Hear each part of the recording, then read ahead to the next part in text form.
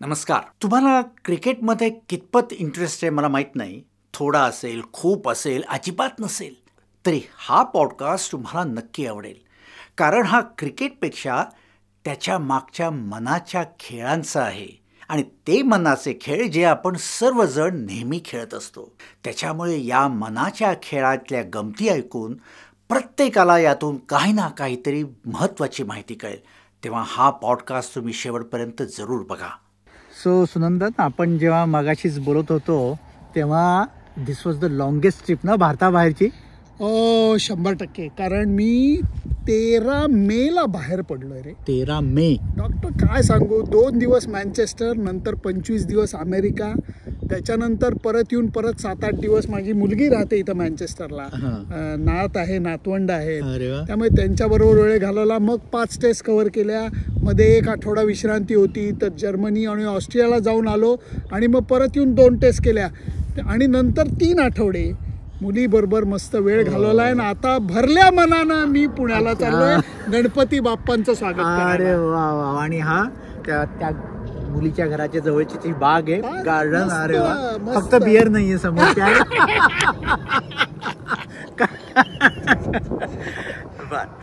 तर मुद्दा म्हणून हे बेसिकली फॉर्मली किंवा इन्फॉर्मली थँक्यू वगैरे म्हणतो, वेळ बोलतो. मला मुख्यतः बोलायचं होतं असं की तुम्ही मध्ये, आणि ह्याच्यामध्ये विसरलास तू की EMS मध्ये प्रोग्राम सुद्धा केला, छोटासा प्रेझेंटेशन केलं ना. आणि आता तू समोर म्हणून म्हणत नाही, पण खरंच माझ्या दृष्टीने it was the best programme अख्ख्या क्रिकेटवरती होतं. तेच ना, तेच क्रिकेट. पण नुसतं क्रिकेटवरती नव्हतं, क्रिकेटवरची तुमचं जे सायकोलॉजिकल जे होतं, मानसिकता होती ती फार अगदी आणि भयंकर वेगळा, म्हणजे हटके प्रोग्राम होता ना. मी युजली खरं सांगू का, टायटल वाचल्यानंतर म्हणलं अरे काय, तुझं मी ऐकलेलं आहे, विक्रम आणि वेताळ असं टायटल दिलं होतं. त्यामुळे विक्रम आणि वेताळ म्हटल्यानंतर लोकांना वाटलं अरे नक्की करणार आहेत काय, पण मुद्दाम आम्ही तसं ठेवलं होतं कारण म्हटलं जरा नौटंकी पाहिजे. अगदी. आणि होतीच ती, म्हणजे तुमच्या दोघांचं जे काय हे होती जुगलबंदी जी होती ना, फारच छान झाली. आणि तो जो मी सांगतो की मी सर्जन आणि सायकॅट्रिस्ट आहे, आणि मी सर्जनच्या परफॉर्मन्सवरती सायकोलॉजिकल आस्पेक्टनी कसं परफॉर्मन्स इम्प्रूव्ह करायचा त्याच्यावरती बोलतो. आणि गंमत अशी होती, त्या ऑडियन्समध्ये जे काही ऑर्गनाईज करणारे लोक होते, त्या डॉक्टरनी किंवा सर्जन्सनी माझे हे जे सेशन्स असते ते बघितले होते. तुम्हाला अरे हे तुमच्यासारखंच बोलताय सगळे. आणि त्याच्यानंतर मध्ये आपण फोनवर झालं तेव्हा सांगितलं की मी बऱ्यापैकी जे सर्जनची सायकोलॉजी जे सांगतो, ट्रेन करतो, ती बऱ्यापैकी स्पोर्ट्स सायकोलॉजीमधनं घेतलेली आहे, की जीच तुम्ही प्रेझेंटेशन मध्ये होती. ती म्हणजे मे बी, तर मला माहित नाही की फॉर्मली ती वाचलं, अनुभवलेलं आहे का नाही.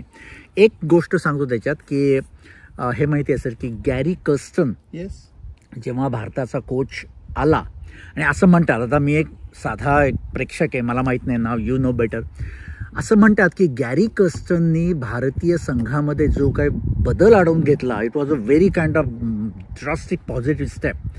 नंतर असं म्हणतात की गॅरी कर्स्टननी सांगितलं, आणि नंतर सचिन तेंडुलकरनी सांगितलं, गॅरी कर्स्टनपेक्षा तिकडे एक त्यांचा तो स्पोर्ट्स, करेक्ट पॅडी ऑप्टन, हा, त्याने he was the main person to bring about. नंतर त्यांनी पुस्तकही लिहिलं. सो आय थॉट की या आत्ता गप्पा मारूया की तुझा पर्सनल अनुभव, की या सगळ्या पार सचिन तेंडुलकर सगळ्या तू पर्सनली ओळख, धोनी वगैरे अगदी सगळे A to Z क्रिकेटर्स त्या लेवलचे पर्सनली ओळखतोस. तुझ्याकडनं हे पाहिजे होतं की तुझा स्वतःचा काय अनुभव आहे की त्यांची पर्सनॅलिटी, त्यांची व्यक्तिमत्व किंवा त्यांची जी सायकोलॉजी आहे ती कशी त्यांच्या परफॉर्मन्समध्ये अफेक्ट होते, नाही होत प्रॉब्लेम. आणि मग एस्पेशली सध्याची जी टेस्ट झाली ती तू जवळनं बघितलीस, जे आम्ही बघितलं त्याच्यापेक्षा तुला आतलं काहीतरी माहिती असेल psychology. So over to you. Doctor, काय माहितीये का की खेळाडू ही आपल्यासारखीच साधी माणसं असतात. फरक कुठं होतो माहितीये का, त्यांच्या विचारांमध्ये होतो, जे सायकोलॉजीच्या बाबतीत तू म्हणतोस. आणि सर्वात महत्त्वाचा मुद्दा मी पहिल्यांदाही मांडतो, शेवटी परत तो पटवून देतो, तो असा की याच्यातल्या ज्या गोष्टी आहेत त्या देवदत्त देणगीच्या नाही आहेत. जसा एखादा पैलवान पहिल्याच दिवशी 1000 जोर मारत नाही, 100 मारतो, मग 150, मग 200. किंवा खुराक असला तर आज 4 बदाम खाल्ले, उद्या 4.5, परवा 5. तसं हे लोक मनावरती ताबा मिळवण्याकरता सुद्धा व्यायाम करतात. एखादी गोष्ट ठरवल्यानंतर करायची या दृष्टीनेचा प्रयत्न करतात. आणि आपल्या आणि त्यांच्यामध्ये महत्त्वाचा फरक हाच आहे की ठरवलेली गोष्ट ते करू शकतात. उद्या मी म्हटलं की नाही मी आता रोज व्यायाम करीन, तर मी रोज करतो का? नको, आज हेच आहे तेच आहे. कुठलीही गोष्ट, मी आज गोड खाणार नाही, मी आज तळकट खाणार नाही, मी जंक फूड खाणार नाही, ते ठरवलेल्या गोष्टी करू शकतात. हा सर्वात मोठा गोष्ट आहे. आणि नंतर ती जी गोष्ट आहे ठरवलेली गोष्ट करणं, आज विराट कोहलीचं डॉक्टर उदाहरण घे. हार्डकोर पंजाबी मनुष्य, हार्डकोर चना भटुरा म्हणा, चाट म्हणा, टिक्का मसाला म्हणा, सगळ्या गोष्टी या पंजाबींच्या अगदी रक्तामध्ये भिनलेल्या आहेत. लस्सी म्हणा, काय म्हणजे एकदा त्यांनी ठरवलं की बाबा मला इंटरनॅशनल स्पोर्ट्स पर्सन म्हणून उत्तम कामगिरी करायची, तर मला या गोष्टी करून चालणार नाही. त्या रात्री खटक करून त्यांनी स्टॉप केलं. आणि नंतर तो ग्लुटन फ्री म्हणा किंवा डेअरी फ्री म्हणा, या सगळ्या पद्धतीचं डाएट करायला लागला. मसाले त्यांनी कट केले आणि त्याच्यानंतर फिटनेसची लेवल सराव करून, मेहनत करून, व्यायाम करून, डाएटची साथ देऊन ही कुठल्या लेवलला घेऊन गेला. पण डॉक्टर ह्याच्या मागं सर्वात मागं जी आहे ती विचारसरणी आहे. आणि ती विचारसरणी मला भावते. म्हणून मी परत एकदा सांगतो, या देवदत्त देणगीच्या गोष्टी नाही आहेत, इन्कल्केट केलेल्या गोष्टी आहेत. आणि ठरवलेली गोष्ट करणं ही गोष्ट माझ्या मते सर्वात महत्त्वाची ठरते. फार महत्त्वाचं आहे ते. आणि ह्याच्या 2 गोष्टी आहेत, म्हणजे आमच्या सर्जरीच्या मध्ये सुद्धा, किंवा डीलिंग विथ फेल्युअर.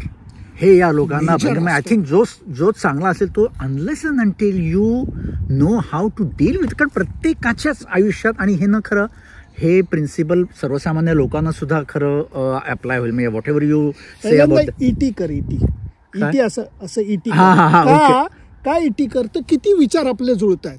कारण डॉक्टर मी तुला सांगतो, लोक अपयशाकडे फार वेगळ्या नजरेने बघतात, खेळाडू फार वेगळ्या नजरेने बघतात. मी एक मुद्दा म्हणतो, कॅच कोणाच्या हातनं सुटतो? लोक म्हणतात फिल्डरच्या हातनं. आमचे गुरु म्हणायचे कॅच त्या माणसाच्या हातनं सुटतो जो प्रयत्न करतो.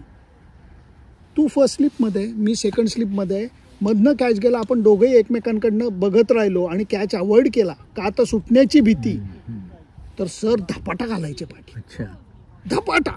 आणि हेच जर का डेस्परेट अटेम्प्ट केला, कॅच हाताला लागून पडला, नो प्रॉब्लेम. अपयश म्हणजे अपुरं आलेलं यश, यशच नाही असं नाहीये.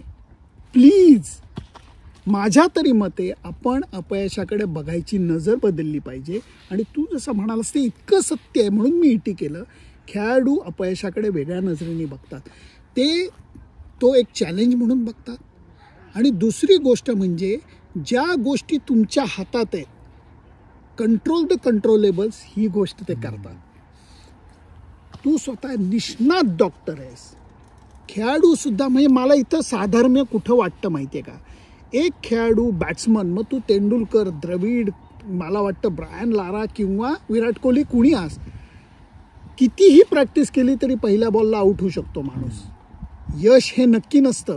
आज हजारो काय म्हणतात रुग्णांना तू पाहिला असशील, शस्त्रक्रिया केल्या असशील, लोकांना काउन्सिलिंग केलं असशील. ही गॅरंटी देता येते का की मी आज पेशंट हातात घेतला म्हणजे बरा करीनच? नाही. पण प्रयत्न करणं, डॉक्टर असू देत, खेळाडू असू देत, प्रयत्न करणं आपल्या हातात आहे. आणि ते प्रयत्न टोकाचे करणं, शेवटपर्यंत करणं, निर्णायक करणं, हे आपल्या हातात आहे. यश अपयश आपल्या हातात नाही. ही गोष्ट खेळाडू शिकतात. मला तरी वाटतं डॉक्टरही तेच करतात.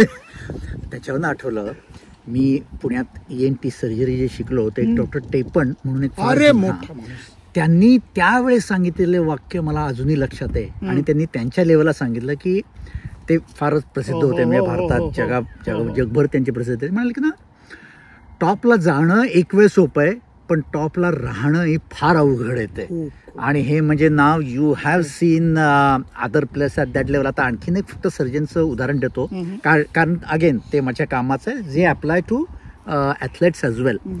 तुम्ही चांगले नामवंत डॉक्टर किंवा सर्जन झालात की तुमच्याकडे जास्त कॉम्प्लिकेटेड केसेस यायला लागतात.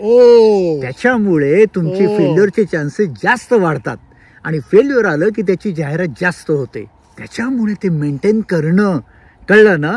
आणि same thing must be happening with the players at the top. आणि त्यांचं फेल्युअर जे समय आता जे मगाशी उदाहरण दिलं ते एखादा खेळाडू शिकणार त्याचं फेल्युअर, ते वरच्या माणसाला म्हणजे तेंडुलकर, धोनी सारखी जी माणसं त्यांचं फेल्युअर किती अवघड असेल पचवणं. अपेक्षांचं ओझं म्हणतोय आपण. हे अपेक्षांचं ओझं जे असतं, सचिननी मला फार सुंदर गोष्ट सांगितली होती. अपेक्षा कोणाकडनं धरल्या जातात? ज्याच्याकडनं पूर्ण व्हायची शक्यता आहे. उद्या फॉर एक्झाम्पल सचिन म्हणतो शेवटच्या इनिंगमध्ये वाईट विकेटवरती टॉप बॉलर्स विरुद्ध 80 रन्स करायचे आहेत आणि एखादा म्हणला हा बॅट्समन काही कामाचा नाही, तर तो अपमान आहे, ते फेल्युअर आहे. डॉक्टर आहे, एखादा निष्णात डॉक्टर आहे, मला खूप मोठी काहीतरी ENTची अडचण आहे, अरे डॉक्टर शिराळकरांकडे जाऊया, हे अपेक्षांचं ओझं परवडलं, इन्स्टेड ऑफ नको बाबा त्यांच्याकडे जाऊन उपयोग नाही. अपेक्षा या तुम्ही काय नजरेनं बघता? अपेक्षा त्यांच्याचकडनं केल्या जातात की ज्यांच्याकडनं त्या पूर्ण व्हायची शक्यता आहे. म्हणजे तुमचा परफॉर्मन्स, तुमचे एफर्ट्स हे त्या माणसांनी किंवा जनसामान्यांनी, तुमच्या पेशंटनी मान्य केलेले आहेत. मला सचिनचं म्हणणं पटतं. तो म्हणतो अपेक्षांचं ओझं नाही आहे, मला अपेक्षा या आशीर्वाद वाटतात. अच्छा, मी टोटल वेगळा अप्रोच आहे बघायचा. म्हणजे जसं परीक्षेला जायचं असेल तर काही काही माणसांचे टेन्शन येतं, काही काही त्याला अभ्यास चांगला किंवा जो असं होणार आहे हा नाही तो. आणि ह्याच्यामध्ये बॅटिंगला जात असताना इंडिया पाकिस्तान मॅच, वर्ल्ड कपची मॅच, प्रेशर कसं उलटं ती अपॉर्च्युनिटी आहे. तसं उद्या एखादी कठीण केस आहे, अरे बापरे कसं जमेल, याच्यापेक्षा अरे आव्हान आहे, माझ्या बुद्धिमत्तेला आव्हान आहे, माझ्या प्रयत्नांना आव्हान आहे, मी ते शेवटपर्यंत प्रयत्न करून बघणार. यश अपयश आपल्या हातात नाही. हे ना, हे सायंटिफिकली प्रूव्ह झालेलं आहे. आता खरंच सांग, कारण आता आमच्या ह्याच्यात सर्जरीमध्ये काही सर्जन्स, समजा काही सर्जरी करताना कॉम्प्लिकेशन किंवा प्रॉब्लेम आला तर काही सर्जन एकदम स्ट्रेस होतात आणि काही सर्जन्स एकदम व्यवस्थित हँडल करतात. तर त्यांनी स्टडी केला की काय डिफरन्स आहे. आणि ऑफकोर्स जे सर्जन जे स्ट्रेस होत नाहीत ते जे काही कॉम्प्लिकेशन प्रॉब्लेम असेल तो चांगला हँडल करतात. सो त्यांचे रिझल्ट चांगले असतात. तर त्यांनी त्या सर्जनचे इंटरव्ह्यू घेतले आणि त्यांना विचारलं की तुम्ही नक्की काय करत होतात, की how do you manage to handle the stress. Exactly जे तू शब्द सांगितलेस ना, they see that as a challenge that they are able to handle. That makes a difference. मी जो सर्जन म्हणतो की अरे बापरे आता काय होणार या पेशंटचं, that's it. I think same mentality must be with the sports cricketer. Exactly, म्हणजे that is the same thinking process. The only thing is the field is different. आणि हे जे आहे म्हणजे कदाचित again it may be the same की काही खेळाडू टेक्निकली फार चांगले असतील पण तो जो स्ट्रेस किंवा मेंटल ॲटिट्यूड नसल्यामुळे यू माइट हॅव सीन की प्रोग्रेस जे होणं आहे. याच्यात डॉक्टर अजून एक बघायला मिळतं, फेल्युअर किंवा अपयश कोणाला येत नाही बाबा, सगळ्यांना येतं. फील्ड कुठलंही असो. असं छाती ठोकपणे कुठला प्लेअर म्हणू शकतो का मी आत गेलं म्हणजे 100 रन्स करणारच नाही. कुठला डॉक्टर असं म्हणू शकतो का मी आहे म्हणजे सगळं नीट होणारच नाही. पण याच्यामध्ये तुम्ही त्या अपयशाकडे काय नजरेनं बघता, त्याच्यातनं बाहेर कसं येता, याला महत्त्व आहे. कारण जेव्हा तुम्हाला यश मिळत असतं, तुम्ही यशाच्या पायऱ्या चढत असतात, तेव्हा तुम्ही हात लावाल तिथं सोनं होतं, लाथ माराल तिथं पाणी निघतं. जेव्हा तुम्हाला अडचणी येतात, एखादं नवीन आव्हान तुमच्यासमोर उभं राहतं, त्यावेळेला तुम्ही डीप ब्रिदिंग करून, शांतपणे करून कसं त्याला सामोरं जाता याच्यावरनं तर माणूस ठरतो. मला वाटतं खेळाडू असू देत, उद्या समजा 2 आऊट 350 स्कोर आहे आणि बॅटिंगला चालला आहे बॅट्समन आणि नंतर 70 रन्स करतोय, कोण त्याच्या 70 रनला महत्त्व देईल. पण जेव्हा 3 आऊट 32 स्कोर आहे आणि वर्ल्ड कपची फायनल मॅच आणि मग तुम्हाला जाऊन काहीतरी करायचं आहे, पण खेळाडू याच्याकडे संकट नाही तर संधी म्हणून बघतात, कारण त्यांनी त्याचं प्रिपरेशन अगोदर व्यवस्थित केलेलं असतं. अगदी. आणि तेच प्रिन्सिपल हे प्रत्येकाच्या आयुष्यात असतं. म्हणजे बिझनेसमध्ये असा तुम्ही अभ्यास परीक्षा देणार असाल, कॉम्पिटेटिव्ह एक्झाममध्ये असाल, सेम अप्लायज. दुसरं एक माझ्या असं लक्षात आलं की सर्जरी आणि क्रिकेट किंवा स्पोर्ट्समध्ये कॉमनॅलिटी म्हणजे आमच्याकडे चांगले सर्जन्स असतात पण ते चांगले शिकवू शकत नाही. बरोबर. आणि जे चांगले शिकवतात नॉट नेसेसरी दे कोच चांगला होऊ शकतो असं नाही. डज इट अप्लाय विथ अगदी. अरे बघ ना, टॉप प्लेयर हा टॉप कोच होऊ शकतो असं नाहीये. म्हणजे इनफॅक्ट काही काही चांगले क्रिकेट प्लेयर त्यांची मुलं सुद्धा चांगले होऊ शकलेले नाही. शिक्षण, शिक्षक असणं, अंगीभूत शिक्षक असणं, मग तो कोचच्या स्वरूपात असू दे, तो शाळेतला शिक्षक असू देत, तू लेक्चर देतो, सगळ्यांची गोष्ट नाहीये. कारण अवघड गोष्ट सोपी करून समजून देणं, सोप्या भाषेमध्ये ती मांडणं, लोकांना रुचेल आणि पटेल अशा दृष्टीने मांडणं ही फार मोठी कला आहे. परत ही कला 10% वरच्या देवाची आहे, 90% तुम्हाला मेहनत करूनच कमवायला लागते. म्हणजे हे जे आता आपल्या भारतीय टीमचे किंवा साधे सुद्धा कोचेस आहेत, डू दे कल्टिवेट त्यांची पर्सनॅलिटी वगैरे आहे ना. त्याच्यामध्ये सर्वात महत्त्वाचा मुद्दा मला वाटतं 2 आहेत, क्लॅरिटी ऑफ थॉट आणि आर्ट ऑफ कम्युनिकेशन. हे जर का तुम्ही शिकला तर तुम्हाला बऱ्याचशा गोष्टी या हाताळण्याच्या दृष्टीने मार्ग सापडू शकतो. क्लॅरिटी ऑफ थॉट ह्याच्याकरता की काय करूया, बॅटिंग करूया का बॉलिंग करूया, काय कसं करूया ह्याच्यापेक्षा टॉस जिंकणं आपल्या हातात नाही आहे. टॉस जिंकलो आपण बॅटिंग करू, पण समजा फिल्डिंग आली तरी आकाश पाताळ काही एक होणार नाही आहे. ही गोष्ट समजून क्लॅरिटी ऑफ थॉट. आणि दुसरं आर्ट ऑफ कम्युनिकेशन. एवढ्या करता मी परत ह्याच्यामध्ये उदाहरण देईन की गॅरी कर्स्टनचं तू उदाहरण घेतो, त्याच्याबरोबर पॅडी अपटन, या दोघांनी भारतीय संघाबरोबरचं रिलेशन हे वेगळं केलं. त्याचं कारण आधीचा आमचा कोच हा ग्रेग चॅपल होता, महान खेळाडू, अनडाऊटेडली महान खेळाडू, विद्वत्ता, नॉलेज क्रिकेटचं अप टू द मार्क, पण आर्ट ऑफ कम्युनिकेशन आणि मॅनेजमेंटच्या बाबतीत बिग फेल्युअर. नाही तो हँडल करू शकला, त्यामुळे त्याचे रिझल्ट्स काय आले. उद्या हे जे आहे हेच गॅरी कर्स्टननी हे केलं की सचिनला भेटल्यानंतर तो म्हणला तू माझा मित्र बनशील. संपलं. सगळे जे आड पडदे होते, मग तो त्याच्या घरी जाऊन भेटायला गेला. ज्यावेळेला सचिन विचार करत होता मी पुढं क्रिकेट चालू ठेवू की नको, एवढा सिरियस मॅटर झालेला असताना. आणि नंतर गॅरी कर्स्टन एक मध्ये काळ गेला जेव्हा सचिनने निर्णय घेतला की नाही आपण खेळणं चालू ठेवू. आणि नंतर गॅरी गेल्यानंतर बॅटिंगमध्ये हे, बॉलिंगमध्ये असं, मग तुझं हे चुकतंय, हे बरोबर नाही, म्हणला माझा मित्र बनशील. संपलं. सगळ्या गोष्टी जळून गेली आणि नंतर ते दोघं मित्र बनले. आणि नंतर सचिननी काय त्याच्यातनं काढलं हे आपण सगळ्यांनी बघितलं. त्यामुळे art of communication, clarity of thought परत कुठलंही क्षेत्र असू देत हेच लागू होतं. आता आपण क्रिकेटर्स बद्दल बोललो, तुमचं काय म्हणजे नाव your sort of journalist, your in sports ह्याच्यामध्ये करतो.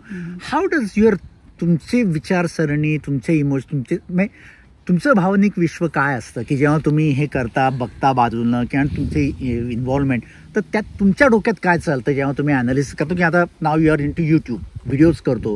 How does your thought process, तुमची इमोशन्स काय असतात. डॉक्टर, याच्यामध्ये एक पहिला थोडासा फरक असा आहे की जे बाकी जर्नलिस्ट आणि माझ्यामध्ये मी अभिमानानं सांगतो, मी स्वतः क्रिकेट खेळलो आहे.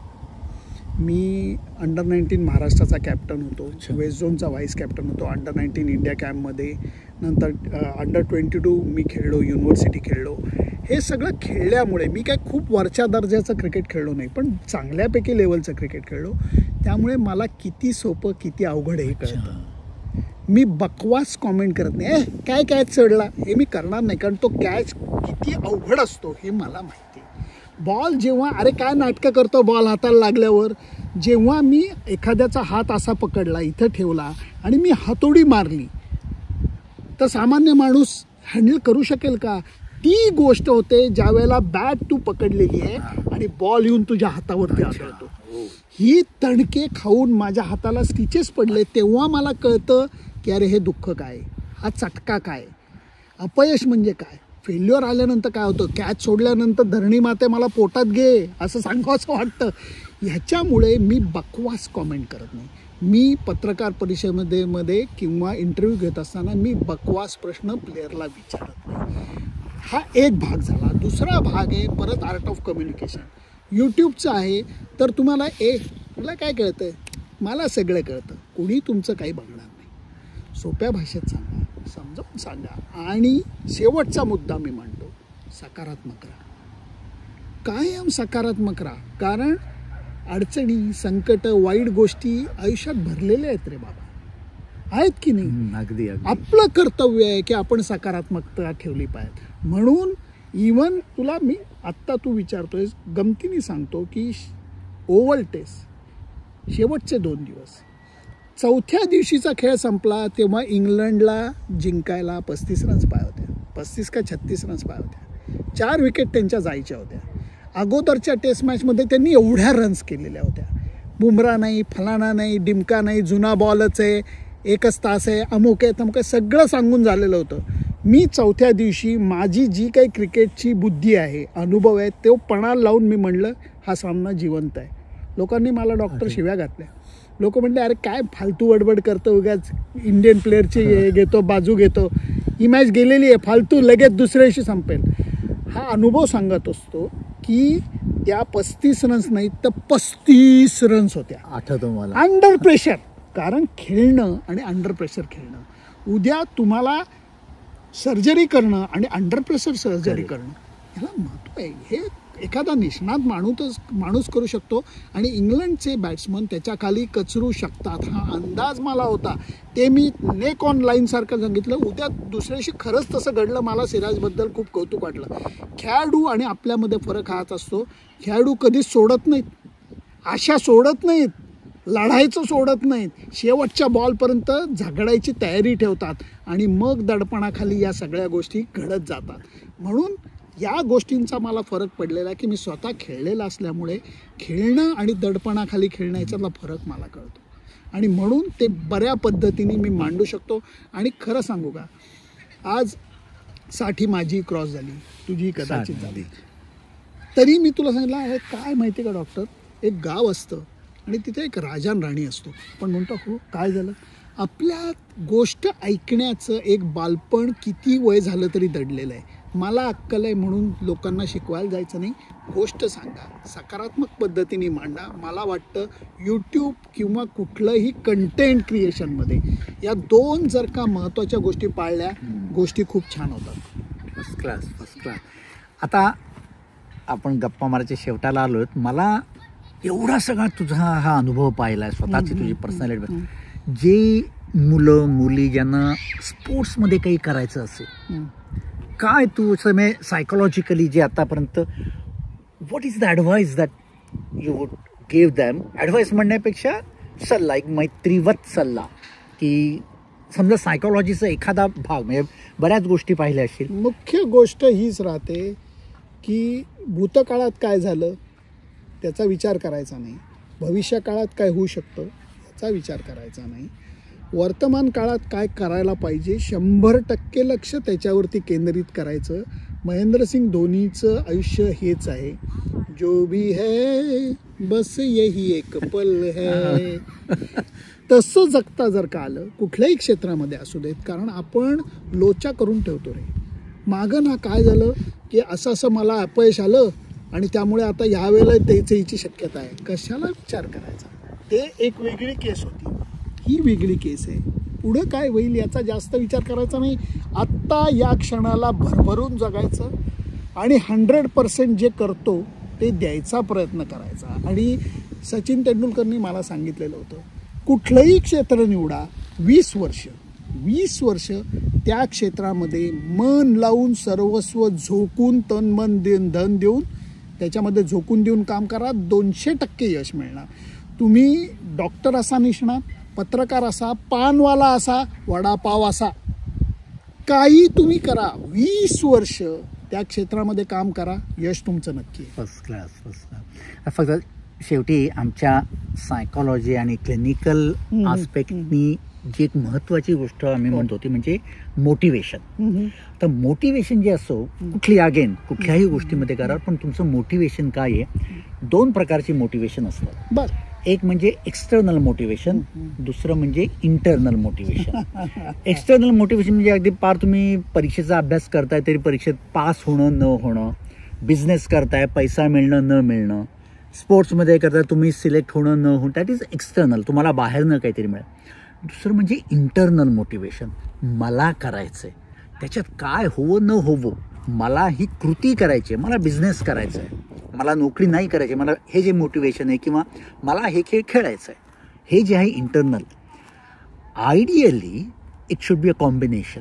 Yes. But the more chances of success are more the higher internal motivation you have.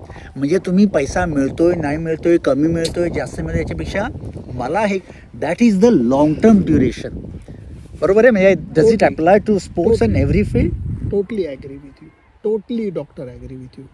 त्याचं कारण काय माहिती आहे का, की लोक तुम्हाला मोटिवेट करणार, आजचा जमाना बदलला आहे.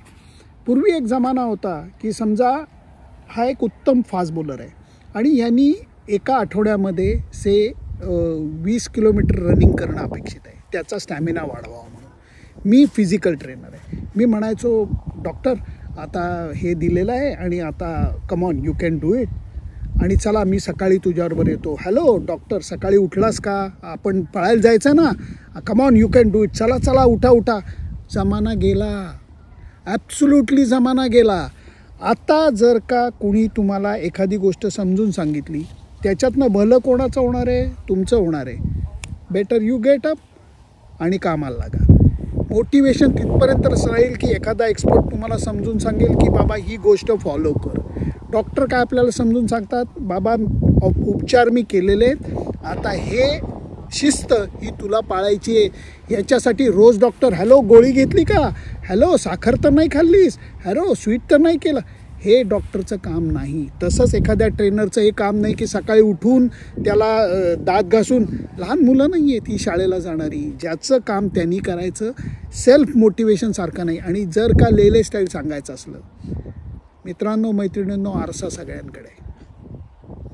खड्ड्यात गेलं जग, आरशाकडं बघा, स्वतःला उत्तर द्या. ते उत्तर जर का ऑनेस्टली देता आलं, सगळ्या गोष्टी सोप्या आहेत. नाहीतर प्रत्येक गोष्टीला एक कारण आहे, करायलाही कारण आहे, न करायलाही कारण आहे. त्यामुळे as he rightly sed, external motivation हे कॉम्बिनेशन पुरतंच. म्हणजे तुमच्या एखाद्या पदार्थामध्ये मीठ घालण्या एवढंच ते चवीला घालावं, बाकी सगळं इंटरनल ठेवावं. कारण आरसा सगळ्यांकडे असतो. Be honest to yourself, everything will be fine. First class. तर हा होता सुनंदन लेलेंशी मारलेल्या गप्पांचा पहिला भाग. पुढच्या भागात या गप्पांमध्ये सामील झाले डॉक्टर नरेंद्र पटवर्धन, इंग्लंडमधले पेडियाट्रिक सर्जन, आणि आमच्या गप्पा ह्या पुढे आणखीन रंगल्या. ते बघण्यासाठी पुढचा भाग नक्की बघा. जर तुम्हाला हा पॉडकास्ट आवडला असेल तर त्याच्यावर लाईक करा, कॉमेंट्स करा, आणि तुम्हाला या विषयावर जर आणखीन काही गप्पा सुनंदन लेलेंकडनं ऐकायच्या असतील तर तशा कॉमेंट्स करा. धन्यवाद.